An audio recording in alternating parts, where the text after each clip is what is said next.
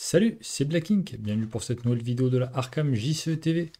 Aujourd'hui, on continue la série de vidéos associées au loup solitaire avec ce challenge truand solo difficile sur la campagne du renouveau de Dunwich avec Jenny Barnes.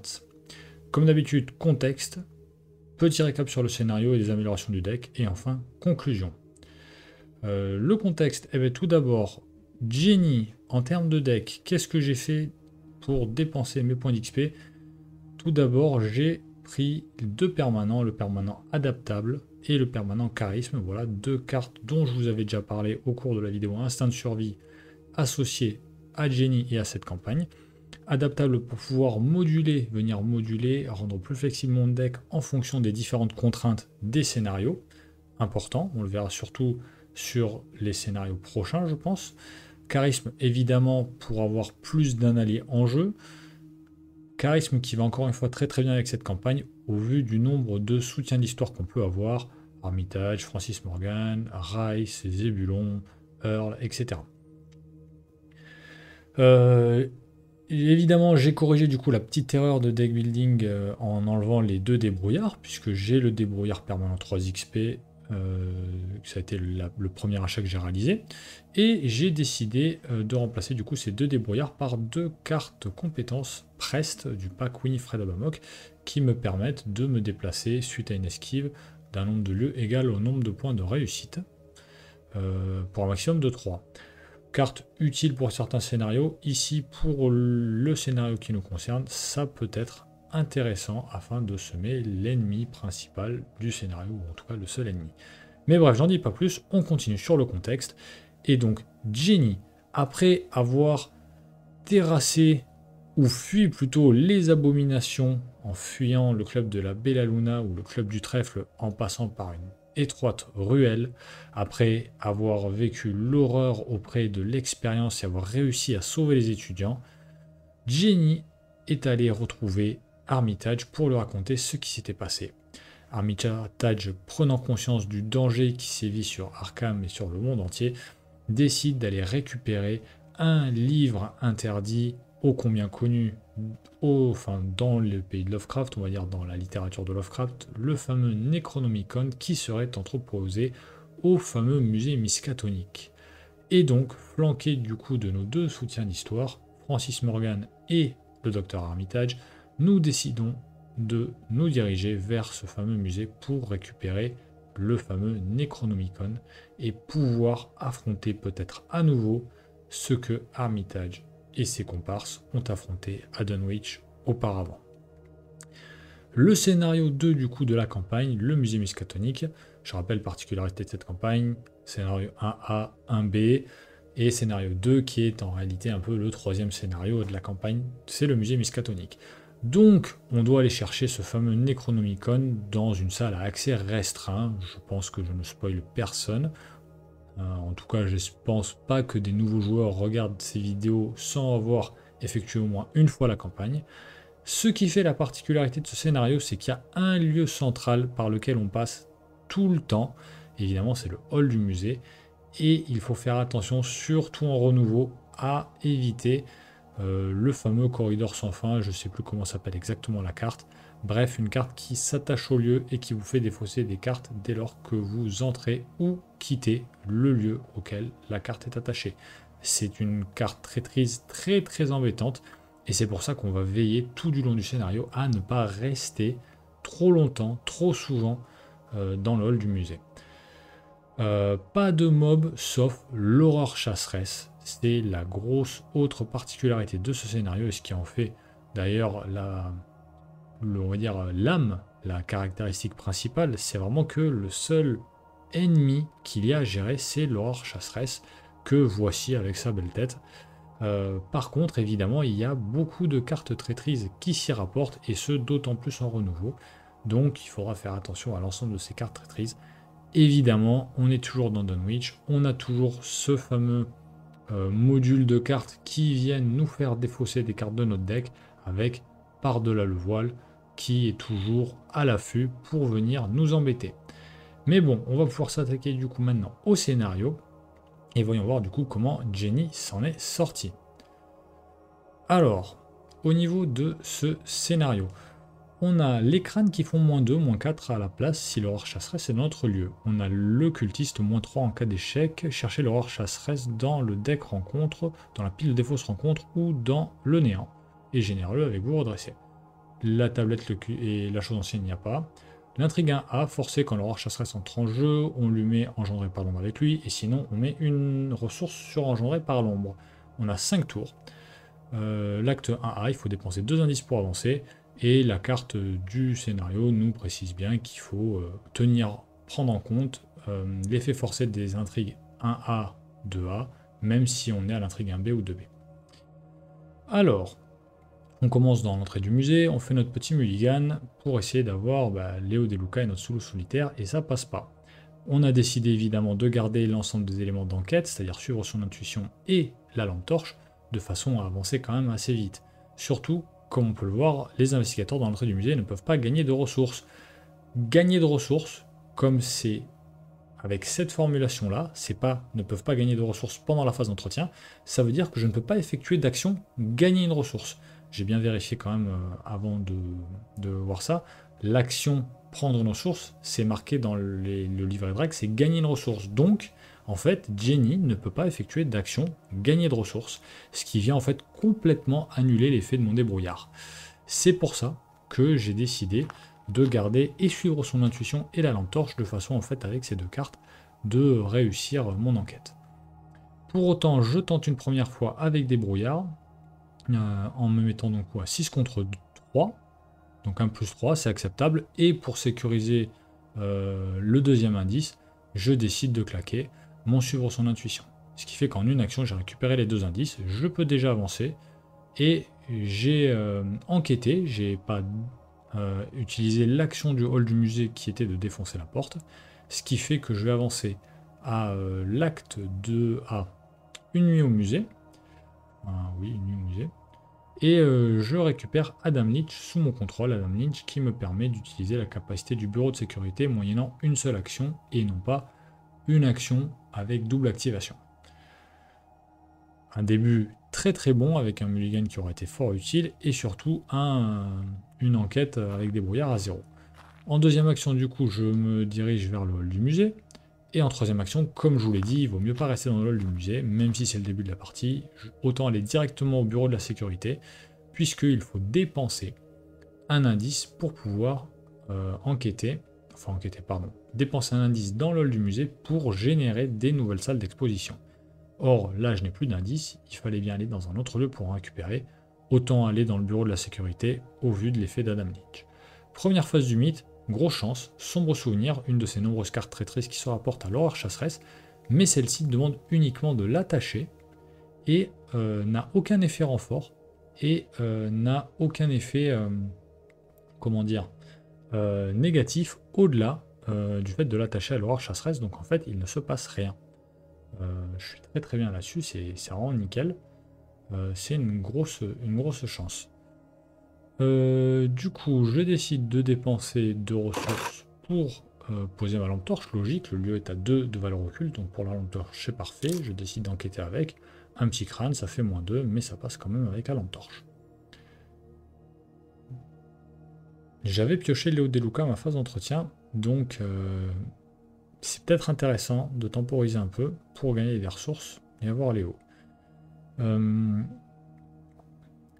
Je pioche ma carte rencontre, ça va, c'est pas très embêtant. Première action, je vais dans le hall. Deuxième action, je dépense un indice pour générer une salle. Alors sur les salles, voilà, c'est assez particulier. Enfin, c'est assez particulier. Il y a une part d'aléa, puisqu'il y a 8 salles au total, on en prend 6 parmi les 8. Évidemment, parmi les 6 choisis, il doit y avoir la salle accès restreint. Et certaines salles du musée ont des points de victoire et d'autres n'en ont pas. C'est la petite part d'aléatoire dans ce scénario. En fait, sur le total des 8 salles, il n'y en a que 6 avec des points de victoire, dont la salle accès restreint. Et c'est vrai que du coup, dans une campagne qui ne donne pas beaucoup de points d'XP, c'est sûr que la variable avoir 4 ou 6 points d'XP, un plus 2 en XP, c'est quand même intéressant. Donc bon, c'est vrai que c'est un peu dommage que tous les lieux n'aient pas des points de victoire, au moins ça aurait permis systématiquement de pouvoir avoir jusqu'à 6 points de victoire dans ce scénario. Parce que au-delà des 3 premiers scénarios, 1A, 1B et 2, les points de victoire commencent à se faire un peu plus rares. C'est vrai que les premiers scénarios nous permettent d'en avoir quand même un certain nombre, comme on a pu le voir, mais derrière c'est un peu plus compliqué. Première salle d'exposition, l'exposition médiévale avec un indice, 1 point de victoire et 3 de valeur occulte. Bon, globalement, tous les lieux, exposition, globalement, hein, quelques exceptions près, ont tous un effet. Si vous échouez à une enquête, soit vous subissez une erreur, soit vous subissez un dégât, soit vous perdez une ressource, soit vous défaussez une carte de votre main, soit vous perdez une action. C'est à peu près ça. Il y a d'autres types d'effets, hein, mais globalement, il y a quand même beaucoup d'effets qui s'y rapportent. Je décide du coup en première action de prendre une ressource, celle qui me manquait pour avoir Léo Deluca. Comme ça, je vais enfin pouvoir avoir 4 actions. Donc c'est quand même bien. C'est au tour 4. Donc bon, ça devrait pouvoir se rentabiliser assez bien. Et du coup, mettre en place ma fameuse tactique de je vais vite, j'esquive et je trace avec mes nombreuses actions. Je décide d'enquêter avec ma lampe torche moyennant un courage inattendu. C'est un -1, ça passe allègrement. Et évidemment, avec le -1, j'étais donc à 5 contre 1, -1, 4. Je peux défausser mon mauvais présage, je crois que ça s'appelait comme ça. Donc pour l'instant, tout va bien et j'ai encore 2 actions. Là, 2 possibilités. Soit je décide de temporiser, avoir des ressources pour plus tard, soit je décide de risquer le coup et d'aller dans le hall du musée en dépit du fait que je peux avoir le corridor, parce qu'encore une fois, on est en début de partie. Voilà, les probabilités que on arrive sur le corridor sans fin en carte traîtrise sont faibles, existantes mais faibles, donc je décide de prendre le risque et je génère une deuxième salle d'exposition. On a un accueil sinistre qui n'est pas embêtant puisque j'ai pas d'ennemis à gérer, donc je décide logiquement de ne pas pouvoir combattre et ne pas pouvoir échapper. Je vais dans la deuxième salle d'exposition, la salle d'exposition sur l'Égypte, cette fois-ci 3 de valeur occulte, 2 indices et 1 point de victoire encore. Donc 2 indices, c'est pas top, et on a pu voir brièvement que là, l'effet du lieu, c'est que si on échoue à une enquête, c'est -1 action. Donc les enquêtes ici, à mon avis, il faut pas trop se risquer, il faut vraiment se booster pour tout faire pour pas les rater. Donc du coup, j'enquête à 6 contre 1. C'est bon. 6 contre 1, je me prémunis de tout sauf l'échec automatique. Donc c'est, à mon avis, la bonne chose à faire sur ce genre de choses, parce que perdre une action, c'est vraiment relou. Je décide de prendre 2 ressources pour mes 2 dernières actions, 3e et 4e. Bon, ça temporise, c'est pas grave. L'intrigue, on passe à l'intrigue 1B. L'or chasseresse n'est pas en jeu, donc on va aller la chercher dans le deck rencontre. Lui attacher engendré par l'ombre, ne pas oublier. Parfois ça arrive d'oublier, bon, on y pense par la suite, normalement. Et dans la foulée, on remélange la pile des fausses dans le deck rencontre. Hop, on pense bien attacher engendré par l'ombre. Ce qui fait que du coup, par la suite, si l'aurore chasseresse venait à être à nouveau générée, il y aurait des ressources sur engendré par l'ombre. L'aurore chasseresse gagnerait plus 1 de vie, plus 1 de combat, plus 1 d'évasion, et à partir de 3 ressources, elle gagnerait massif. Donc, quelque part, on a tout intérêt, d'une certaine façon, à ne pas tuer, à ne pas vaincre l'aurore chasseresse qui va revenir plusieurs fois. On pioche traqué par l'obscurité, cette carte relativement embêtante qui fait que lorsque l'aurore chasseresse est en jeu, on la redresse, elle se déplace, elle nous attaque. Bon. Je pourrais envisager de l'annuler avec mon sort de protection, mais je décide de ne pas le faire. Pourquoi? Pour en fait avoir du gain d'action. Oui, je vais me prendre une attaque de l'aurore chasseresse, un dégât, une horreur, mais ce qui est intéressant, c'est que c'est l'aurore chasseresse qui va se déplacer vers moi, et donc je vais avoir juste à l'esquiver, à enquêter, me déplacer dans le hall et dépenser un indice, et je pourrais continuer ma mamaille. Alors que si j'avais laissé l'aurore chasseresse dans le hall en utilisant mon sort de protection, eh bien j'aurais dû enquêter, me déplacer moi, donc perdre une action, échapper à l'aurore chasseresse, et derrière dépenser un indice. Donc, bon, pour moi, ici, effectivement, c'est pas forcément le plus propice parce que je dois retourner dans le musée quoi qu'il en soit, mais au moins, l'aurore chasseresse va rester en fait dans cette salle et ne sera pas dans le hall du musée derrière. Donc ça peut me faire gagner a posteriori, un tour après, une action et me donner un peu d'air. C'est un peu de la prévision long terme. Par contre, attention, il faut bien penser à l'effet de l'horreur chasseresse qui vient peut-être se redresser pendant la phase des ennemis. On l'a vu, j'ai réussi mon test de fuite, enfin d'échapper à, j'ai réussi mon enquête, tranquillement, et du coup je décide de quitter la salle d'exposition et de dépenser encore un indice pour aller générer l'autre salle d'exposition. On vient de remélanger le deck rencontre, c'est pour ça que je décide de rester dans le hall du musée, encore une fois. La capacité du coup forcée de l'horreur chasseresse, j'ai pioché un -1, donc elle ne se redresse pas au début de la phase des ennemis et elle reste dans la salle. Ça c'est top, parce que cette capacité est très embêtante. Vapeur oppressante, une carte qui s'attache au lieu, et si jamais je pioche une carte dans mon lieu, j'effectue un test de volonté de 3, et en cas d'échec, je défausse des cartes. Il me semble que c'est ça. Donc là, du coup, j'ai gagné en tempo, justement, parce que l'horreur chasseresse est dans la salle d'exposition sur l'Égypte, et bien je peux tranquillement aller voir la prochaine salle d'exposition, la salle d'exposition des morts, avec encore 3 de valeur occulte, décidément, 2 indices encore, et un point de victoire, et là on a vu brièvement que on subissait une horreur en cas d'échec. Donc voilà, si jamais j'avais laissé l'horreur chasseresse dans le hall, en fait j'aurais dû faire une deuxième action d'évasion avant de pouvoir me déplacer. Donc un deuxième test et une deuxième action. Donc en fait j'ai gagné quelque part un test et une action, en moyennant un dégât et une horreur. Chacun fait son marché, entre guillemets, chacun fait ses choix. Moi j'estime que c'était rentable. On tente d'enquêter avec des brouillards, on a un petit signe des anciens, donc très très bien, parfait. On décide de réenquêter une deuxième fois puisqu'on avait 4 ressources, un petit 0, nickel, on a vidé le lieu. On a vidé le lieu, donc encore une fois on va très vite, hein. Franchement c'est parfait. Quatrième action, peut-être une ressource, peut-être continuer sur un tempo rapide et aller dans le hall du musée, moyennant encore une fois une attaque de l'horreur chasseresse. Mais au moins, je suis dans le hall du musée, je fais un test, une action, je l'esquive, deuxième action, je génère, en fait, peut-être les 3 d'ailleurs, les 3 salles qui restent, ou peut-être que 2, je sais pas, je vais voir. Mais voilà, ça se discute, il y a plusieurs possibilités. Soit j'essaie de temporiser, auquel cas j'ai peut-être pioché une carte, quoique non, j'ai par-delà le voile, donc non. Prendre une ressource, soit je décide d'aller vite et d'aller dans le hall. Je décide de temporiser et du coup de prendre une ressource.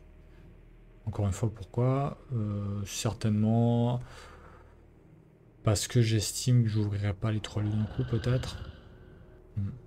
À voir. Donc, phase d'entretien, on a enfin l'eau solitaire qui sort. L'accueil sinistre. Alors là, du coup, de mémoire, bon, déjà combattre, c'est sûr et certain. Et du coup, ça va être enquêté parce que je vais vouloir jouer l'eau solitaire, je vais vouloir me déplacer et je vais sûrement vouloir échapper à l'horreur chasseresse. Donc, quoi qu'il en soit, la logique, c'est pas de combat et pas de combat et pas de la première action sur la carte. Enquêter, pas d'enquête. Donc voilà, première action, loup solitaire. Deuxième action, non, voilà. La hache, non. Je décide de poser la hache. C'est pas top. Ça pourrait me permettre de gérer l'horreur chasseresse une fois, mais bon, c'est pas non plus super utile en vrai. Je me rappelle que voilà, j'avais hésité, mais in fine, c'est pas ce qu'il y a de plus intelligent à faire, c'est pas ce qu'il y a de mieux à faire, parce qu'encore une fois, ma compétence forte c'est l'agilité, donc non, je joue pas, la hache d'incendie. Je me rappelle notamment en fait que quand on rentre dans la salle accès restreint, qu'on va pouvoir peut-être avoir à partir de maintenant, ben on génère l'horreur chasseresse dedans. Donc en fait, c'est si jamais je la tue la 20 maintenant, elle va revenir directement derrière, elle sera plus forte parce qu'il y aura une ressource dessus, donc en fait il vaut mieux tenter de l'esquiver. Donc, première action, je pose le loup solitaire. Deuxième action, je me déplace. Troisième action, je lui échappe. Et quatrième et dernière action, je décide de mettre en jeu la quatrième salle. Je vais rester sur place. Donc là, voilà. Contrairement à tout à l'heure, quand j'avais réussi à gagner une action, là, je la perds. Donc, la balance est bonne. Un petit coup du sort. Et c'est un -5, donc un dégât. C'est mon tour, donc j'ai ma troisième ressource avec le solitaire, donc l'engin ressource Jenny commence à se mettre en place, même si avec ce pool de cartes je me rends compte petit à petit que c'est assez limité quand même. C'est bien, mais c'est assez limité. On aimerait avoir un peu plus, donc on décide de fuir, c'est un -1, donc de lui échapper évidemment. Et du coup, elle est inclinée. Deuxième action, troisième action, je décide de dépenser mes 2 indices restants, comme ça au moins j'aurai ouvert toutes les salles. Et là du coup, bah, reste plus qu'à voir quand est-ce qu'on tombe sur quelle salle. Sachant que du coup, voilà, la salle accès restreint, plus 2 autres salles. Bon, je pense qu'on va finir l'aile sud, pour dire ainsi, l'aile qui est le plus en bas. Je suis assez psychorigide, entre guillemets, j'aime bien faire les choses dans l'ordre. Donc, la salle d'exposition de la Méduse. 2 de valeur occulte, un indice et un point de victoire. Donc ça, c'est quand même très très bien. Ça veut dire que je vais pouvoir avoir cet indice assez facilement. Je récupère Francis Morgan pour ma phase d'entretien. Au-delà du voile me fait pas très peur parce que j'ai encore 21 cartes dans mon deck, ça va. Ça va, j'ai pas pioché beaucoup de cartes de défausse pour l'instant. Tout va bien. Et à chaque fois, voilà, le test pour l'aurore chasseresse à la redresser à la phase des ennemis, il est fait. Hein. Mais pour l'instant, il y a de la chance, pas de symbole négatif. Un deuxième traqué dans l'obscurité. Et là, selon toute vraisemblance, même stratagème, faire en sorte que l'aurore chasseresse se déplace, comme ça, a posteriori, voilà, j'aurai un petit gain derrière de un test et une action, logiquement, selon comment ça se passe, selon les déplacements, etc. J'ai pas trop fait gaffe au court scénario, mais évidemment, il y a des salles d'exposition qui sont connexes les unes aux autres. Bon, ça représente pas un avantage tactique énorme en solo, en multi, peut-être pour pouvoir jouer, en fait, selon les joueurs, que l'aurore chasseresse aille vers l'un ou vers l'autre. Bon. Même s'il me semble qu'elle a une proie, non, je sais plus. Faut regarder, je crois, non, elle a pas de proie. Donc bon, ça peut représenter, non voilà, elle a pas de proie. Ça peut représenter un atout tactique. J'essaie de l'esquiver, bon, avec le débrouillard et un -2, ça passe. Parce qu'en fait, avec débrouillard, je suis à 6 contre 2 pour l'instant, comme elle n'a pas de ressources sur elle. Ce qui fait que je suis toujours à -4, à +4. Donc le crâne passe, le cultiste passe, tout passe sauf le -5. Et le Echakoto, évidemment, donc c'est pas mal. Bon, comme d'habitude, je lui échappe, j'enquête et je me déplace. Et du coup, dernière action, on va aller certainement dans la salle du milieu, là-haut. Hein, encore une fois, on fait les choses dans l'ordre. La salle d'exposition sur la nature. Et on voit que j'ai eu beaucoup de chance au cours de cette partie, puisque j'ai eu les 5 salles avec un point de victoire. J'ai eu les 5 salles avec un point de victoire, ce qui veut dire que j'aurai le maximum de points de victoire possible sur ce scénario, si j'arrive à l'achever. 6 points de victoire avec la salle accès restreint, qui est en fait la dernière salle. Donc l'un dans l'autre, voilà, c'est dommage que ce soit la dernière salle, mais quelque part ça m'oblige à vider un peu tous les lieux et à récupérer pas mal d'indices, et du coup, de points de victoire surtout. Passage dans le voile. Effectue un test de volonté de 3, +2 si l'aurore chasseresse dans mon lieu en cas d'échec. Soit je défausse des 5 cartes du dessus de mon deck, soit je subis un dégât direct et infliger un dégât à chacun de mes soutiens alliés. Bon, clairement, j'ai 20 cartes dans mon deck, on avance très très vite. Il est évident qu'on va pas leur mettre des dégâts sur Léo et sur Adam Lynch. Donc on va clairement enlever des cartes, défausser 5 cartes. Bon, dommage, il n'y a pas de faiblesse, parce que là, la carte traîtrise ne nous dit pas de piocher des faiblesses, hein, donc on aurait eu défaussé nos faiblesses. On perd surtout un sort de protection, c'est dommage, et on perd un prest, mais on en a un en main. Encore une fois, prest pour l'instant je ne l'ai pas utilisé, mais avec l'aurore chasseresse, voilà, le fait de pouvoir se déplacer dans la foulée, un peu comme un stand de survie en fait, avec l'aurore chasseresse, c'est quand même pas mal, ça fait gagner un déplacement. Évidemment, je décide d'enquêter, le lieu est à 4. Le lieu est à 4, donc plus j'utilise 2 fois l'action gratuite de débrouillard pour avoir du coup un +6 et enquêter à 9 contre 4. 0, ça passe. On voit qu'il y a quand même pas mal de méga-tests là. Pas mal de méga-tests.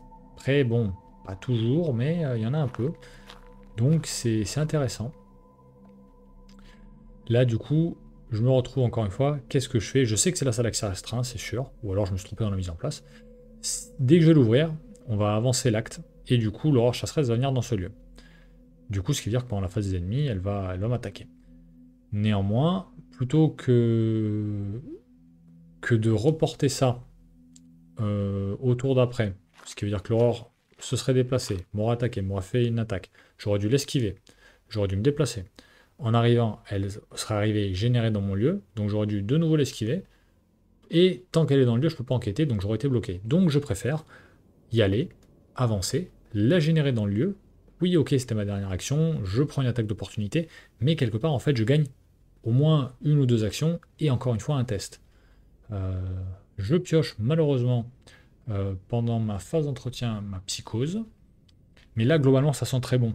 Ça sent très bon parce que j'ai un prest, et parce que je peux faire l'aurore chasseresse moyennant mes deux ressources, avec des brouillards. Bon, j'ai aussi, voilà, chance maudite. Oui, oui, ça va être chance maudite. Bon, là, clairement, il n'y a pas cheaté. Je peux pas enquêter avec l'aurore chasseresse dans le lieu, donc d'abord, j'essaye de l'esquiver, pour pas non plus avoir que des attaques gratuites comme ça, faut pas déconner non plus. Prest ici, non, ne sert pas. Il vaut mieux, non, il vaut mieux garder la tenue élégante pour booster le test avec Prest, justement. Donc je décide d'y aller là comme ça, encore une fois, à plus 4. Moins 3, ça passe. Je suis à plus 4, moins 3, 1, donc je vais pouvoir défausser ma carte traîtrise que j'ai piochée. En deuxième action, je l'engage. En troisième action, je me déplace dans le hall du musée. Et en quatrième action, je me déplace dans l'entrée du musée. En fait, je viens reculer, reculer, reculer. Profiter du fait qu'elle soit inclinée et que je l'ai engagée. Donc elle est dans ma zone de menace mais inclinée, donc elle ne me fait pas d'attaque d'opportunité. Pour venir m'éloigner le plus possible. Et au tour d'après, en fait, essayer de faire un méga test pour la fuir avec des brouillards. Utiliser Prest et attribuer au moins la tenue élégante pour derrière, voilà, c'était chance maudite, pour derrière, en fait, pouvoir me déplacer d'autant de lieux, possible deux, pour retourner dans la salle accès restreint et avoir du tempo. Donc j'ai perdu ma chance maudite, ça c'est très bien pour le prochain test. Phase d'entretien, super, suivre son intuition c'est nickel. Phase du mythe, on avance. Donc on place une fatalité sur l'aurore chasseresse, puisqu'elle est en jeu. On ne mélange pas la pile des fausses rencontres dans le deck rencontre. Et on va piocher notre carte. Au-delà du voile, on l'a déjà, donc on ne l'avait pas, ça renfort. Rampant derrière vous, placez une fatalité sur l'aurore chasseresse, si elle est en jeu. Voilà, sinon on devait la chercher, l'engager avec nous, etc. Donc elle a deux fatalités sur elle, pour 7, ça va, on est quand même très très bien. Avec le solitaire, je prends ma dernière ressource, je suis à 4 ressources. C'est pas mal, elle est toujours à 2. Donc je décide de me mettre de nouveau à 6, 7, 8 avec Prest. Ça fait moins 4, 8 moins 4 ça fait 4. Je réussis avec une différence de 2, c'est nickel. La réussite avec une différence de 2 va me permettre avec Prest de pouvoir me déplacer de 2 lieux. Et donc du coup, bah, nickel. Je me déplace dans le hall du musée et je me déplace dans la salle accès restreint. Donc bah, du coup voilà, mon plan a parfaitement fonctionné. Et je vais avoir, j'espère, 2 tours tranquilles sans l'aurore chasseresse. Sachant qu'encore une fois, il y a cette fameuse capacité qui peut faire qu'elle se redresse pendant la phase des ennemis. J'ai pas trop accentué là-dessus parce qu'à chaque fois c'était des chiffres négatifs, c'était pas des symboles qui sont apparus, mais il faut pas l'oublier. Donc, première action, enfin, deuxième action, pardon. Deuxième action, bah, on prend une ressource. D'accord, j'ajoute Secure. Deuxième, troisième action, je prends des ressources pour assurer au maximum mon enquête. Donc je dépense. Moins 3, donc j'étais à 9 contre 3. Moins 3, ça passe. Et je sais qu'avec ma génération de ressources, au tour d'après, en action rapide, je vais pouvoir jouer sur son intuition. Donc bon, c'est la jouer safe. J'aurais pu tenter une enquête avec juste des brouillards et attribuer Francis Morgan, Léo et sort de protection. Honnêtement, c'est une erreur. Phase des ennemis, on le voit, ça a été un crâne. Non? Oui, début de la phase des ennemis, c'est un crâne, donc elle s'est redressée. Donc elle s'est déplacée. Donc j'ai plus qu'un tour, hein, je perds un tour de tranquille. Phase du mythe, j'ai mon sort de protection et un suivre son intuition dans ma défausse, donc 2 horreurs. Je peux dépenser une ressource pour annuler, mais ça n'a pas trop d'intérêt, autant... Ah bon, quoique après j'aurais eu un chiffre impair avec ça, donc... je décide de prendre mes 2 horreurs et d'avoir psychose. C'est pas optimal.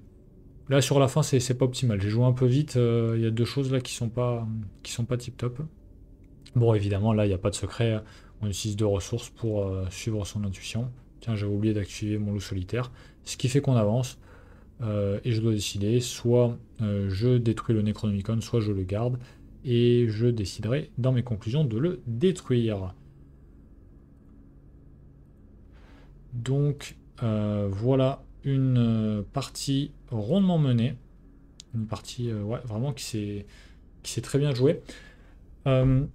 Bon, ça a été très rapide. C'est vrai que j'ai joué un peu vite. J'aurais peut-être dû même ralentir un peu la vidéo. Désolé si ça a été un peu vite. Euh, bon, globalement, beaucoup de chance. Beaucoup de chance parce que tous les lieux à XP. Bon, un peu de malchance parce que c'est la salle que ça restera en dernier. Mais pas mal de chance sur la capacité forcée de l'aurore chasseresse. À chaque fois, je pioche des -1, des -2, des -5. Et je pioche pas de symbole, sauf du coup au dernier tour, on l'a vu, c'est un crâne qui est apparu. Parce que, il faut dire ce qui est, ce scénario, quand vous piochez X fois le symbole, et que l'aurore chasseresse se redresse en début de la phase des ennemis, comme la carte de jeu est quand même limitée, il y a toujours ce fameux lieu central, le hall du musée, bah, ça peut très vite être un cauchemar. Si votre Chaos Bag a été pourri à cause de vos choix précédents, et que vous avez bah, une tablette, une chose très ancienne, ou encore plus de choses, franchement, ça devient très embêtant, surtout en solo. En multi, il y a toujours moyen de moyenner. L'aurore chasseresse peut aller chercher le combattant et non pas l'enquêteur. On peut toujours s'en sortir. En solo, si on commence à avoir deux ou trois fois d'affilée l'aurore chasseresse qui se redresse à cause de son effet forcé, c'est insupportable. Qui plus est, voilà, on l'a vu, on a eu quand même des traqués dans l'obscurité, des traqués dans l'ombre, qui ont fait que bah, l'aurore chasseresse s'est redressée et est venue chez moi. Ça aussi, ça joue. Là, on en a eu deux, mais on n'a pas déclenché encore une fois l'effet forcé de l'aurore chasseresse trop souvent. On le voit bien que le fait de ne pas gérer l'aurore chasseresse est quelque chose de très positif en solo quand on sait fuir, parce que on ne renforce pas l'aurore chasseresse. Et donc le test d'esquive, le test de fuite, pour lui échapper, en fait, est toujours à 2. Et donc, avec Jenny, tant qu'on a des brouillards, on est à 3+3. Quand on dépense de ressources, ça nous fait 6 contre 2. À part le -5 et l'échec auto, on est tranquille. On est vraiment peinard. Donc, c'est en solo. Dès lors que vous avez un enquêteur, enfin un investigateur qui a 3-4 en agilité, si vous arrivez à le booster convenablement, ça passe tout seul. Là où, si vous commencez à vouloir le fumer l'aurore chasseresse plusieurs fois, à la fin, ça devient vraiment costaud et vraiment compliqué à gérer. Bon, après, de façon globale, le scénario est quand même assez simple. Faut pas se leurrer. Il a été rendu un peu plus difficile avec le renouveau, mais ça va encore. Par contre, oui, attention, sur la fin, honnêtement, l'avant-dernier tour, j'aurais pu finir. Il n'y avait aucune raison en fait de ne pas finir, puisque il me restait 4 ressources. Il me restait 3 actions. Première action, débrouillard. Donc j'enquête à 6 contre 3. Je suis à +3. Je commit Léo Deluca. 7 contre 3. Je commit le sort de protection. 8 contre 3. Ça passe. Il n'y a que l'échec auto. Bon bah voilà, l'échec auto, tant pis. Et il me reste 2 ressources. Bah, 2 ressources, suivre son option, c'est fini, c'est bouclé. Donc ça, c'est pas bon. Ça, clairement, c'est pas bon. Et sur la pioche de la carte traîtrise, qui me donne 2 horreurs et à cause de psychose un dégât direct, bon bah honnêtement, bon là je m'en fichais parce que c'était la fin du scénario, mais en vrai, il eût été plus opportun de avoir un sort de protection, parce que avec sous solitaire, j'avais ma 3ème ressource qui venait compléter pour des brouillards, et ça passait tranquillement. Donc bon. Jenny s'en sort du coup avec 6 XP, c'est énorme. J'ai plus en tête le nombre d'XP que j'ai au global, mais dans la banque gagne toujours, j'en ai eu 3. Dans l'activité extrascolaire, j'ai eu 2 lieux et 2, bon c'est pas des shogots, c'est des vassaux du rôdeur. Et là du coup 6, donc ce qui fait 4, 4, 6, 14 points d'XP, c'est pas mal du tout. C'est vraiment pas mal du tout. Donc on va pouvoir attaquer l'Express du comté des sexes avec quand même 14 XP, ce qui n'est pas rien du tout. Donc Jenny continue vraiment sa route sur les chapeaux de roue, vraiment. Très très bonne campagne, très très bon début de campagne pour l'instant, en espérant que ça continue comme ça. J'espère que la vidéo vous a plu. Comme je l'ai dit, je enregistrerai un peu plus doucement la prochaine fois parce que ça allait vachement vite, je me rends compte. Donc bon, n'hésitez pas encore une fois à commenter, à poser des questions pour faire vivre la chaîne, évidemment, ça fait toujours plaisir. Les commentaires, ceux qui en postent savent que je les lis tous et que je réponds la plupart du temps quand il y a des questions ou même quand j'ai quelque chose à dire sur le commentaire, de positif ou de négatif, ou pour apporter quelque chose à la discussion. Donc voilà. N'hésitez pas à nous suivre encore une fois via les différents types de réseaux. Je rappelle, il y a la page Facebook, il y a les Discord, tout est dans la description de toute façon comme d'habitude. Jusqu'à la prochaine vidéo, je vous souhaite de bonnes parties et je vous dis à la prochaine. Au revoir.